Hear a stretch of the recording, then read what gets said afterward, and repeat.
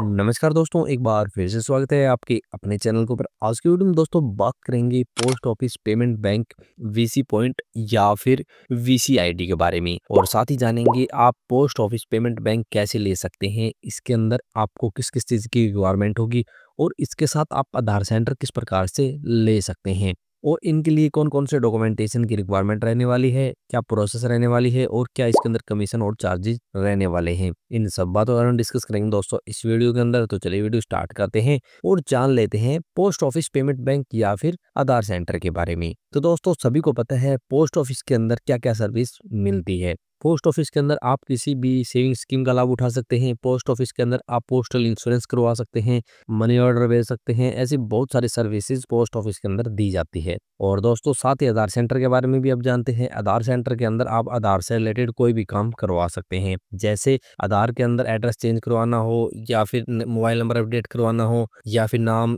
या फिर कोई भी अपडेशन करवानी हो, नया आधार कार्ड बनवाना हो, ऐसे कोई भी आधार से रिलेटेड कोई काम हो वो आधार सेंटर के अंदर किए जाते हैं। दोनों के अपने अपने काम हैं और अपने अपने सर्विसेज है। लेकिन दोस्तों आप सभी को पता है बहुत सारे एरिया ऐसे हैं जहाँ पे पोस्ट ऑफिस नहीं है। वहाँ पे दोस्तों पोस्ट ऑफिस क्या है, अपने वीसी आईडी या फिर वीसी पॉइंट ओपन करवाता है, जिसके अंदर पोस्ट ऑफिस से रिलेटेड बहुत सारे सर्विसेज दी जाती है। और इसी प्रकार से दोस्तों आधार कार्ड से रिलेटेड बहुत सारे ऐसे काम हैं जो अलग अलग एरियाज के अंदर किए जाते हैं और उनके लिए आधार सेंटर ओपन किए जाते हैं। तो दोस्तों यदि आप पोस्ट ऑफिस वीसी पॉइंट के इच्छुक है, या फिर आपके एरिया के अंदर पहले से कोई पोस्ट ऑफिस नहीं है और आप ऐसे एरिया के अंदर रहते हैं जहाँ पे सर्विसेज की कमी है और ज़्यादा रिक्वायरमेंट है, तो आप इसके लिए अप्लाई कर सकते हैं और पोस्ट ऑफिस वीसी आईडी आप या फिर पेमेंट बैंक ओपन कर सकते हैं। और इसी प्रकार से दोस्तों आप इसके साथ आधार सेंटर की आईडी भी ले सकते हैं। आगे जानेंगे दोस्तों क्या प्रोसेस रहने वाली है और क्या डॉक्यूमेंटेशन की रिक्वायरमेंट रहने वाली है।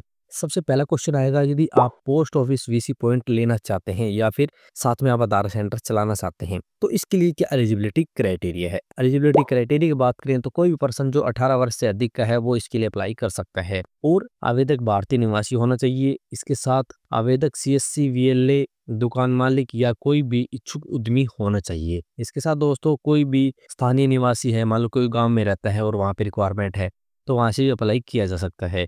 इसके लिए आवेदक के पास बेसिक कंप्यूटर की नॉलेज होनी चाहिए। इसके साथ मोबाइल की भी अच्छी नॉलेज होनी चाहिए, डॉक्यूमेंटेशन की भी अच्छी नॉलेज होनी चाहिए। तो ये सभी चीज़ें हैं। तो कोई भी पर्सन स्थानीय निवासी है, गांव के अंदर रहता है, कोई भी पहाड़ी एरिया के अंदर रहता है, वहाँ पे वीसी पॉइंट या फिर आधार सेंटर के लिए अप्लाई कर सकता है और ओपन कर सकता है। नेक्स्ट क्वेश्चन आने वाला है, यदि बात करें पोस्ट ऑफिस पेमेंट बैंक या फिर वीसी पॉइंट के अंदर क्या क्या सर्विसेज कस्टमर को दी जाती है। तो सर्विसेज की बात करें तो दोस्तों बहुत सारी सर्विसेज होती है, जैसे एएपीएस ट्रांजैक्शंस, जैसे कैश डिपॉजिट हो गया, विड्रॉल हो गया, बैलेंस इंक्वायरी हो गया, ये सब चीज़ें की जाती है। उसके बाद मनी ट्रांसफर की जाती है, बैंक अकाउंट ओपनिंग किया जाता है, सेविंग अकाउंट या फिर जनधन जो भी अकाउंट है वो ओपन किया जाता है।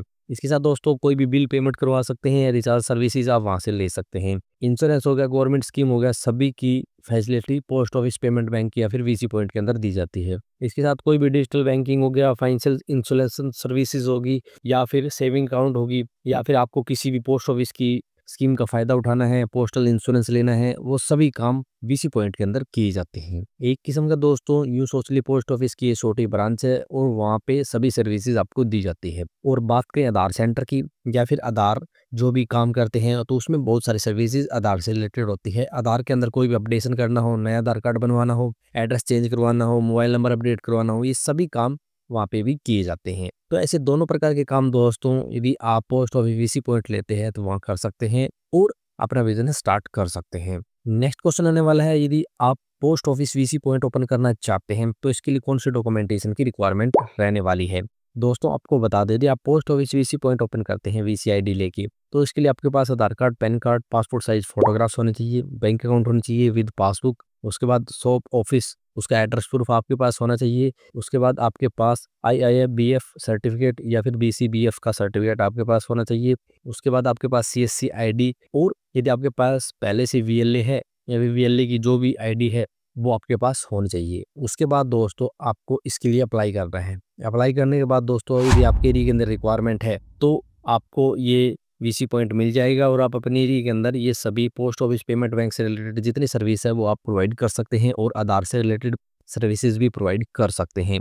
नेक्स्ट क्वेश्चन आने वाला है, यदि आप पोस्ट ऑफिस बीसी पॉइंट के लिए अप्लाई करना चाहते हैं तो आप इसके लिए किस प्रकार से अप्लाई कर सकते हैं। दोस्तों आपको बता दें, आप पोस्ट ऑफिस वीसी पॉइंट के लिए दो प्रकार से अप्लाई कर सकते हैं, एक तो ऑनलाइन और एक ऑफलाइन। ऑनलाइन अप्लाई करना चाहते हैं तो दोस्तों आप इनकी ऑफिशियल वेबसाइट के ऊपर जाएं। ये लिंक दोस्तों हम आपको डायरेक्ट प्रोवाइड कर देंगे डिस्क्रिप्शन के अंदर, वहां से डायरेक्ट आप ये लिंक विजिट कर सकते हैं। आपके सामने ये सर्विस रिक्वेस्ट फॉर्म ओपन होगा एसोसिएट विद अस का। इसके अंदर आपको पूरी जो भी डिटेल है वो फिल करनी है, जैसे इंडिविजुअल बिजनेस कॉरस्पॉन्डर, इसके बाद इंटर्नशिप हो गया, इनमें से सिलेक्ट करें। फिर नीचे दोस्तों जो आपको फॉर्म दिया गया है वो आपको पूरा पूरा फिल करना है, जैसे फर्स्ट नेम होगा, लास्ट नेम होगा, mobile number, email address, first line, second line, उसके बाद pin code, nearest post office कौन सा आपके पास। इसके बाद आप जो भी Indian post office payment bank branch है वो लिंक कौन से है वो करनी है, डिवीजन कौन सा, रीजन कौन सा, स्टेट, सिटी, सर्कल कौन सा आपका, पूरी फिल करने के बाद डिटेल आपको ये फॉर्म सबमिट करना है। जैसे ही सबमिट करेंगे तो आपकी डिटेल पोस्ट ऑफिस के अंदर चली जाएगी। फिर दोस्तों यदि आपके एरिया के अंदर रिक्वायरमेंट है तो आपसे कांटेक्ट किया जाएगा, वरना दोस्तों कांटेक्ट नहीं किया जाएगा। और दूसरा ऑप्शन दोस्तों, आप ऑफलाइन भी इसके लिए अप्लाई कर सकते हैं। ऑफलाइन का फॉर्म दोस्तों कुछ इस प्रकार का आपको देखने को मिल जाता है।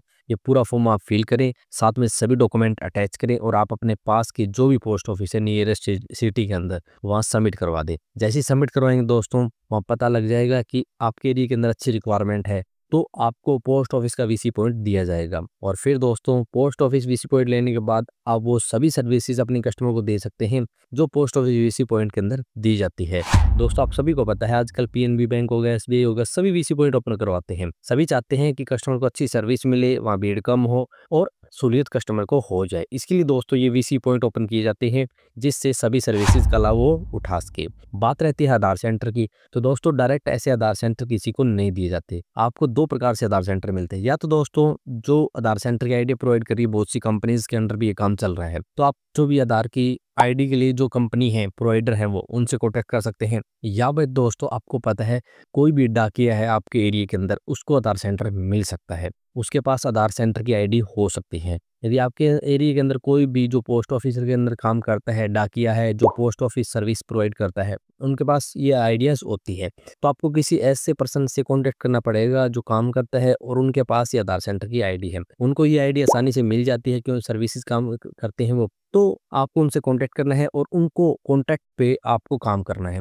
यानी उनसे आपको कांटेक्ट करना है और फिर आपको काम करना है। तो कुछ इस प्रकार से दोस्तों ये आधार सेंटर की आईडी आपको मिल सकती है। दोनों प्रकार से आप काम करेंगे तो ज़्यादा आपके पास काम आएगा, क्योंकि आधार सेंटर से रिलेटेड जो कस्टमर आएंगे, क्या पता वो वीसी पॉइंट से रिलेटेड भी काम करवा ले, और जो वीसी पॉइंट के अंदर आएंगे वो आधार सेंटर से रिलेटेड भी काम करवा ले। तो ऐसे दोनों सेपरेट रखेंगे तो पास में काम होगा तो दोनों काम आपका चलेगा, और साथ में आपके पास सीएससी की आईडी होगी तो आप दूसरे डॉक्यूमेंटेशन पे भी काम करेंगे। तो ऐसे सभी प्रकार से आप काम करेंगे तो अच्छे से आप काम चला पाएंगे और अपना बिजनेस ग्रो कर पाएंगे। सर्विसेज और कमीशन या फिर चार्जेस की बात करें दोस्तों, सभी को पता है सभी डॉक्यूमेंट आप बनवाते हैं, लेकिन वीसी पॉइंट के जो चार्जेस होते हैं वो ट्रांजैक्शन के अलग होते हैं, बैलेंस इंक्वायरी, रिक्वेस्ट डिपॉजिट या फिर कैश विड्रॉल के अलग चार्जेस होते हैं। इसके साथ कोई भी पोस्टल इंश्योरेंस करवाता है तो उसके अलग होते हैं। उसके बाद कोई भी मनी ट्रांसफर करना चाहता है, कोई भी सर्विस लेना चाहते हैं तो अलग अलग कमीशन या फिर चार्जेस पोस्ट ऑफिस द्वारा बताए जाते हैं। वो आपको पता है दोस्तों, आपके एरिया के अंदर पोस्ट ऑफिस है, वहाँ आपको चार्जेस देने होते हैं, तो आपको सब चीज पता होती है। साथ में बात रहती है आधार सेंटर की, तो आधार के कार्ड से रिलेटेड जितने भी अपडेशन आप करवाते हैं, कोई नया आधार कार्ड बनवाते हैं